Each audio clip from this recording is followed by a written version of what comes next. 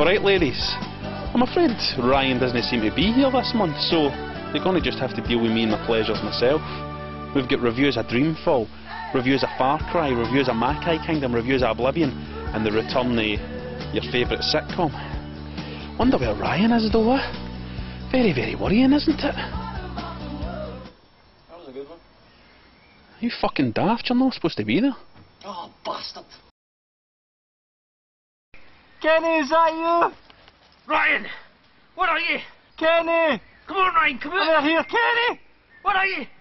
You're wasting my time, Ryan! Kenny, on the book! On the red book, Kenny! Travelled here for miles! I'm a book! Ryan! What are you doing? Why a book? Oh, thank God it's you, Kenny. It's been a nightmare. What are you doing? I've bound my soul with this book. What do you mean? You fucking idiot! What's going on, Ryan? You need to take me to hospital. No! My soul, Kenny. I'm alright. Don't panic, You weren't actually panicking, were you? Right, fine. Makai Kingdom has been sitting on my shelf for a good few months now, and whenever Robert comes round I pick it up and I go, this is probably really good, and he eventually gets so sick of me saying it that they said, why don't you review it or I'll stab you in the face. So that's what I'm doing. The story is, you're an overlord, or a freaking overlord as the main character likes to say in his own wee quirky way, and you bound your soul to a book by accident. It's wacky, isn't it? When you bound your soul to the book, you destroy your Netherworld. And now you need to fight other overlords to do something to get another Netherworld. I haven't got a clue. It's a strategy game, so have battles and defeat things. Defeat people and you get the win at the end of the game that I've done. I still don't understand it. The lack of depth in the story is a wee bit of a sore point for me, because it's like the game's going, oh look, we're a bunch of quirky characters, so make your own fucking story up. I'm all about the strategy though, always have been since days gone by, so if you've got good maps and good battles for me, you can stick your story right up your arse. Those aren't my words, they're the words of Gary Kasparov, the chess grandmaster. Aye, they are. Shut up. Right, let's have a look at a map here. This is in the main storyline. There's a building I just came out of. You invite your own building in that gives you special attributes for your characters that come out of the building. So I've put my characters into their building, this is me battling. Strategy. Using the strategies. See me? Good at it, ain't I? Seemed a bit easy that, didn't it? Never mind, we'll ignore it for now. You've got loads and loads of different character classes to choose for. As you move through the game, you unlock different character classes. Unfortunately, I've completed the game with just a default character, so I don't really see what the point in the different character classes is. Oh, where's your heart, Ryan? You turning heel and being a geek, Ryan? Look at it, it's cute. There's loads of characters and you can get a squad together and keep them in your own wee area. It's lovely. Invest some time in your game, Ryan. Why should I? What's in it for me? The game's not meeting me halfway here, people. I'm trying to be reasonable. It's giving me fairly small maps and cripplingly slow cutscenes. Mainly all drawn out exactly the same fucking screen. But they're really funny, Ryan. They're no funny. Funny. Who is this? Harry Knowles. They're funny for about 5 minutes and then they're just tedious. I don't get Makai Kingdom. I don't get what I've read and heard about it. It's a strategy RPG with a terrible story and crap AI with a kind of spin the bottle level design. Absolutely nothing spectacular or new about it. Ha, that's what you've got me. There's a new movement cursor thing, a kind of free movement cursor, so it isn't like cube grid based like old style strategy RPGs. Unfortunately, the guy that drew the maps wasn't told about this innovation, so it looks like any old blocky shite. And even when you buckle right into it, the new free movement cursor thing follows exactly the same principles as the old style, so it's purely an aesthetic innovation. Aesthetic innovation? What shite am I talking? Another thing that gets in my bell end, and no in a good way, is something that I predicted early on in the game, because it was a complete walkover for like 6-7 hours, and I went, I'll bet you that there's horrendous difficulty spikes in this game, and I was proved absolutely right. I was tanning through it, and Makai Kingdom said to me, wait a minute, we've not got much of a story here, and the strategy aspect's not too hot, so my numbers are bigger than your numbers, so go back to a free dungeon and start training, pal. It's very, very boring. It offered me no stimulation whatsoever, but if you like collecting meaningless characters, meaningless items in a meaningless world, you might like it.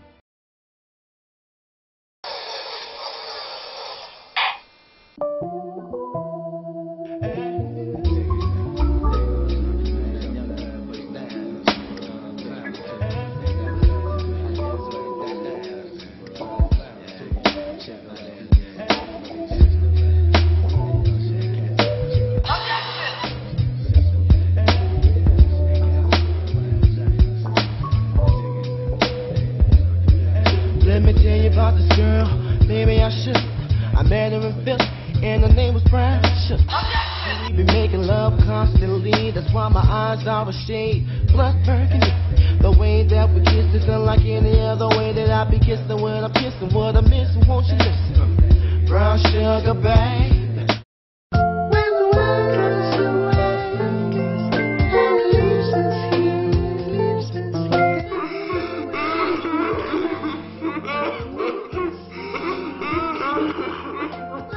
Hey kids, it's me, John Gacy, Consolevania's favorite serial killer, games reviewer, and I'm here to take you through the top 10 kids I've ever killed, the top 10 kids games of all time. Now there's nothing I enjoy more than coming home with a big knife, with a good kids game, and working my way through a school full of kids, working my way through a nice load of levels full of color and fun. At number 10 on the list, it's Banjo-Kazooie. Now, moms and dads, this is the perfect game for your kids. You know, every time I abduct a kid, every time I give a kid a stabbing, every time I give a kid a gift, I try to give them something as horrible as a human skull, something as wonderful as Banjo-Kazooie. Oh, it's time for number 9 on the list. I'm afraid I don't have it at hand, but I know someone who does. Stacy's the name of the little kid we're gonna strangle, we're gonna visit. You know, she's one of my greatest one of my greatest fans, and she's gonna be absolutely horrified, absolutely delighted to see me. Let's go. Bad news, I'm afraid. Stacy's fast asleep. So why don't you go and do the rest of the top 10 list yourselves? I'm gonna stay and play with the kid play with the game a little while longer, okay? Bye-bye. Thanks for watching. Bye. Get in the back. Get in the back.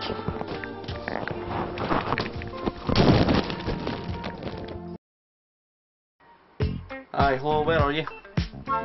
Did you hear the messages? I got him here. There's a wee problem, but... What do you mean? I'm over encumbered. Huh? I'm over encumbered, aye. For fuck's sake, I wasn't any of the show, it was like 2 days ago, how could you have got too much? Rab, dump some of the pies. Dump the pies. I can't, I'm not...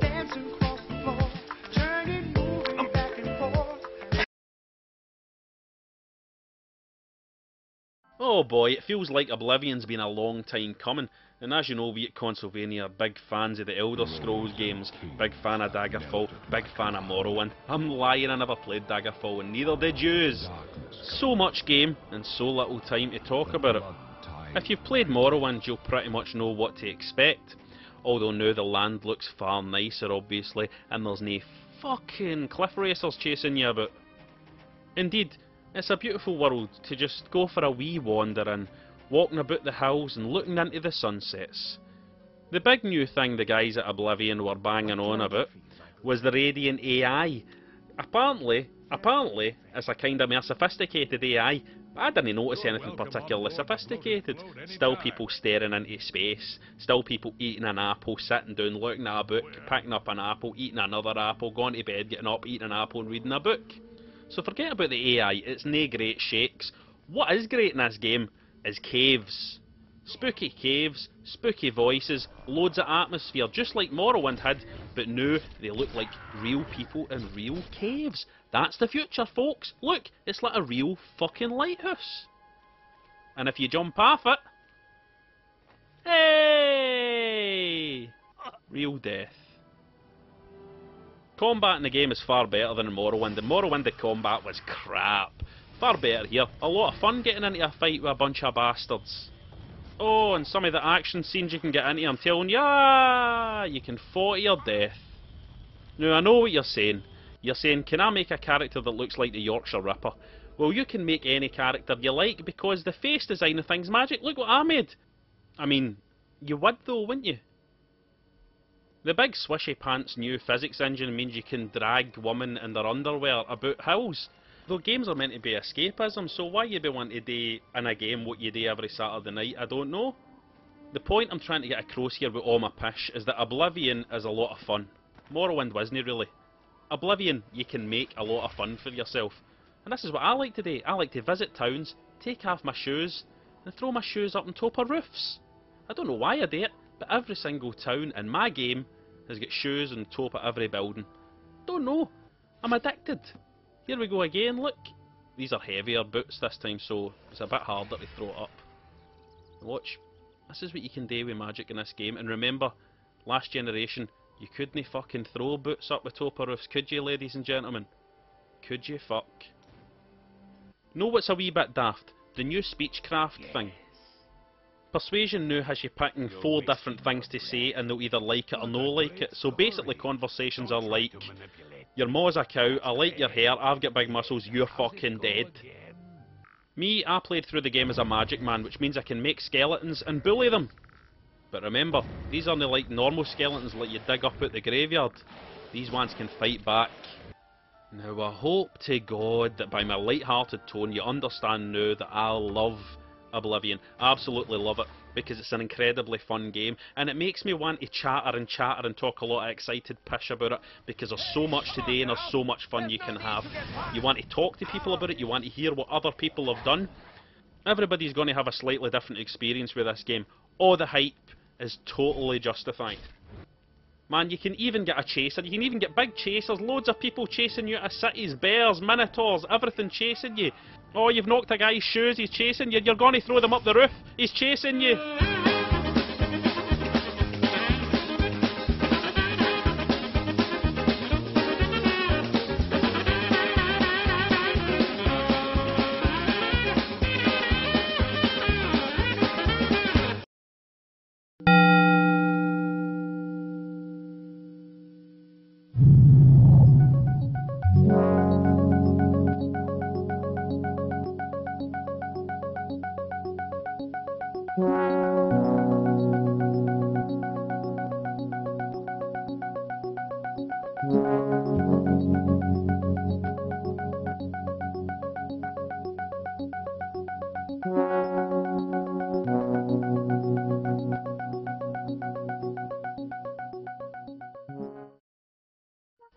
Let me tell you about one of my great loves.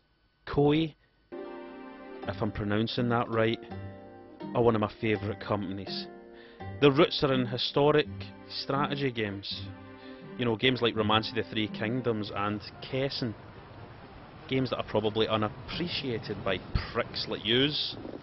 Koei is a company that does everything right. Gameplay, production, voice talent. Forgive me, I lost. This never happened before. Maybe no voice talent actually. But Koei in the West certainly are often the master of the criminally ignored games, like the fantastic Dynasty Tactics 1 and 2, both of them great, both of them quite savagely ignored. Of course, all is not lost in the West for Koei, because there is the Dynasty Warriors games. She's like that, didn't you? A load of slashing and fighting rubbish. I'm not a fan of these games, to be honest, and it is not a thing to do with me being absolutely gash at them. But that's where Koei really gets consolevania's respect, because they're a company that stick to their roots. They're no sellouts. They stick to their roots and they put out really, really hard games. Non-commercial, difficult games, like the recent G1 Jockey 4 that I played for weeks and never won one fucking race. Not one fucking race. But oh, Gitaroo man. Koei's greatest gift to the gamer. Possibly the greatest game on the PlayStation 2. Possibly the greatest game of last generation. Yes, that is how much I love this game. Words can barely express it. And why are we excited at Consolevania? Because there's a PSP version coming out. Probably just a port, but bring it on. Bring it on. I could play this game to the day I die. And I will die. I will die. We'll all die. but at least we'll have memories of this to remember when our brains are dead, and when our souls are passed on to the spirit beyond, and all the great Valkyries and warriors and horses are standing on guard, asking us, the people not the horses, what our favourite games were. We will say, fucking get a room, man.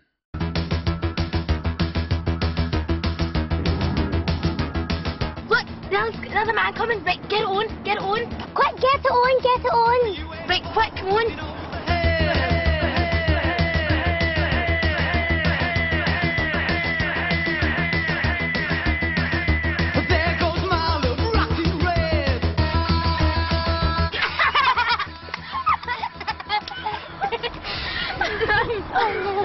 Take the steak. You wee bastard. Oh, you fat puss.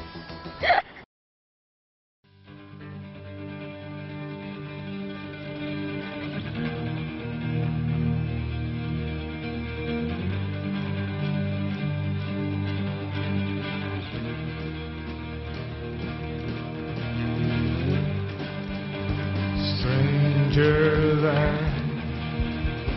kindness, bottled light from hotel.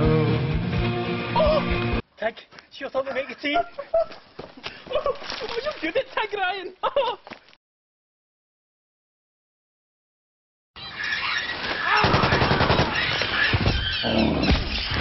Far Cry means Predator. How naff is that? I mean, really, how naff is that?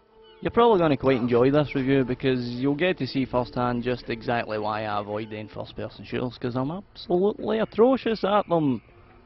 So, 360 game, graphics, etc. I know what you want. Aye. Nice looking. Well, it's alright looking. Well, it's a bit better looking than the Xbox, so shut your pie hole. What you wanting for next generation? I'll tell you what you're wanting, you spoiled little bastards. You want a PS3, that's what you're wanting. That'll be a free PS3 coming Ryan's way. Probably not though. So you're Jack Carver, Jack somebody in this game, which is brilliant because I love the name Jack. It's a next generation name. I've always been fond of that. And good old Jack's on an island again, which is brilliant because I love islands as well. He doesn't though. You'd think he'd have learned his lesson by now, but he's a bit slow in the uptake. Here's a gun turret section. Check out the aim. Check it out. Can he hit? Fuck all. Many vehicles to drive in Far Cry Instinct's Predator. Fuck, that name's a pain in the arse. Could they not just have called it Jack, or Jack again, or Jack Attack or something like that? You know, just throwing out ideas. Driving engine's no particularly great. It's improved for the Xbox version. No much, just enough to merit your 50 quid. But a lot of the vehicles feel kinda similar, which is a bit strange. They're a bit like trying to try to direct a skier through like Snowy Treacle. Oh god, I hope there's not a porn star called Snowy Treacle. Nah, there can't be, I'd know about it. Did you see that footage there of me trying to do my feral attack on that guy and getting stuck on scenery? That was fucking annoying, to be honest with you. Pretty annoying. Next generation annoying. There he is, Big Lumpy, one of the few kind of landmark moments in the game, one of the few things that sets it apart from every other first person shooter that I've never played. That's a lie, people. I've played Black and that's really, really good. Let's cut to the chase. Here's me talking about a next generation first person shooter, telling you I'm shite at first person shooters. I finished this game in 6.5 hours. 6.5 hours. Now you get the Xbox game Instincts with it, which is great for me because I don't have it, but what if you have got it? Yeah, you know, you could be sticking your Xbox copy into your 360 and playing it. Why would you? Oh no, wait a minute, it's not backwards compatible, is it? May as well stick it in your toaster really, wouldn't you? That's what I'm saying. For some people, could be a bit of a backhanded gesture, you know what I'm saying? What about Predator Instincts though? Well, it's alright. That's about it. It's alright. Here's me busting out of a truck, just punched through the you know, hit the guy with the metal doors, killed him as well with my big fist. Can he punch through the metal link? Looks quite flimsy that, you'd think he'd know. Well, never mind, next gen. Come here you, you're getting tickled. Oh, he loves it. Listen to me, I'm doing it again. The disrespect is just pissing out of me. There's good atmospheric bits in Predator Instincts. I forgot the name of it though. Good bits.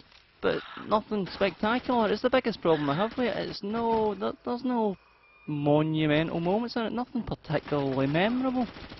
I'm thinking to myself, first person shooter Xbox 360, very competitive genre for games, so they something special. Push the boat out a wee bit.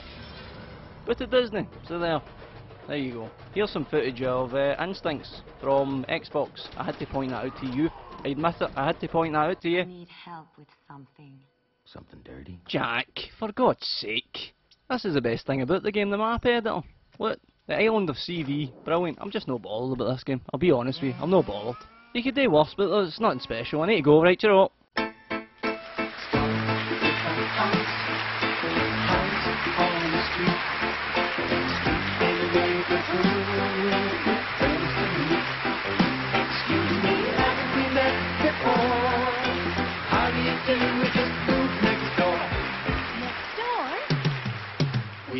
Next door. Oh, what a day. Mid-level sub-boss. Who is this E3 bastard I keep hearing so much about? Does he have superior attack patterns? He is not a human end-of-level boss. He is an industry event. I heard 2 4-year-olds talk about it while they were defeating me. I would go to this industry event, mid-level sub-boss. Give me some fucking tickets for a plane. I believe it may be invitation only, end-of-level boss. I said get me some fucking tickets, mid-level sub-boss. Wait a minute. I thought end-of-level bosses could fly. You're a fucking fly. Now give me those tickets. Are they there yet? Give me a moment. For God's sake. Don't you do you want... I have succeeded. Here are your plane tickets to see E3. Plane tickets? That is just some fucking screws!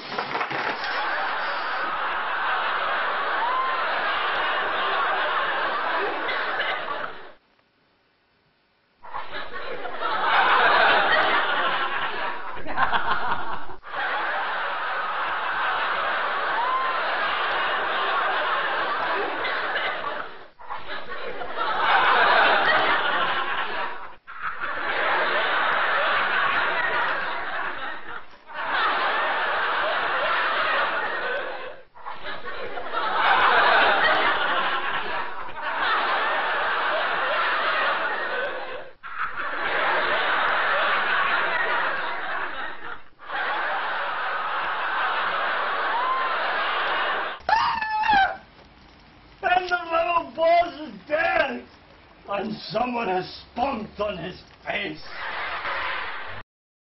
Dreamfall is a story about a girl who can go to sleep and wake up in another world. If only that would happen in real life, eh, readers? Wish me luck.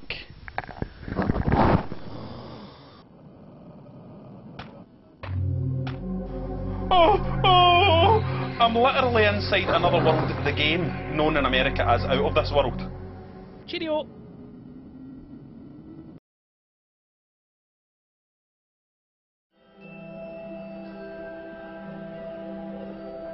They say that every story has a beginning and an end.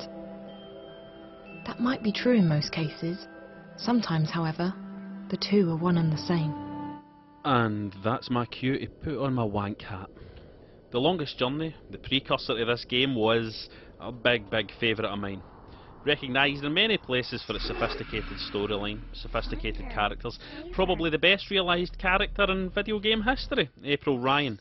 Beautifully voiced, beautifully written. So this game had a hell of a lot to live up to.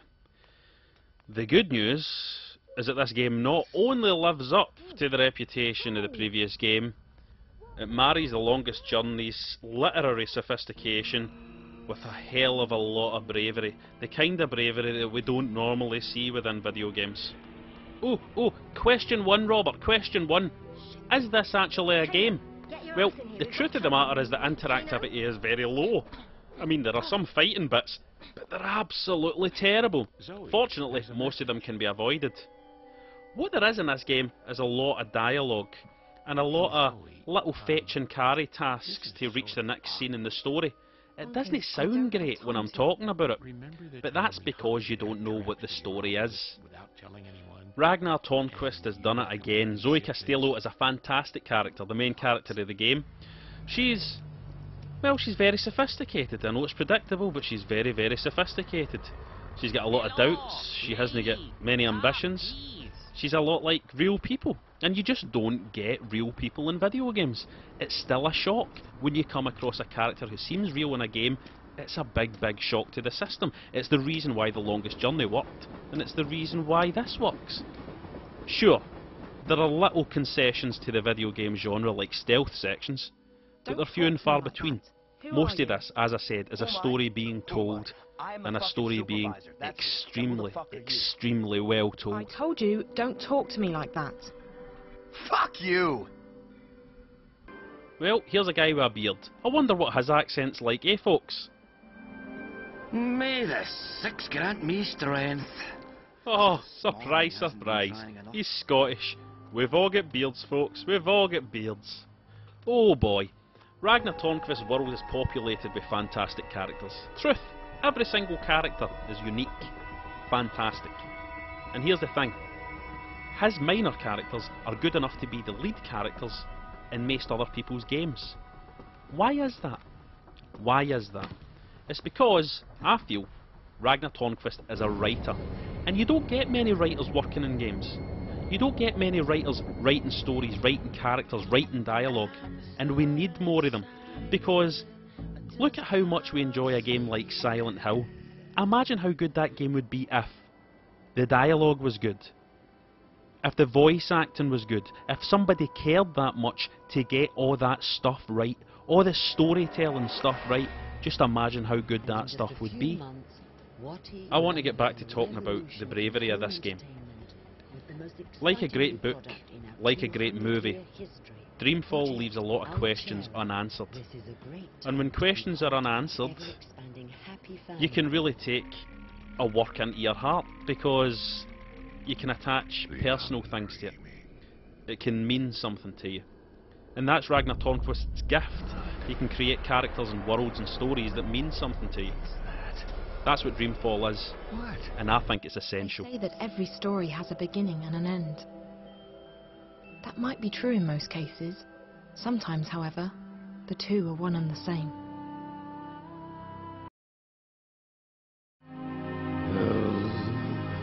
A place for somewhere, a place for peace and quiet. Oh.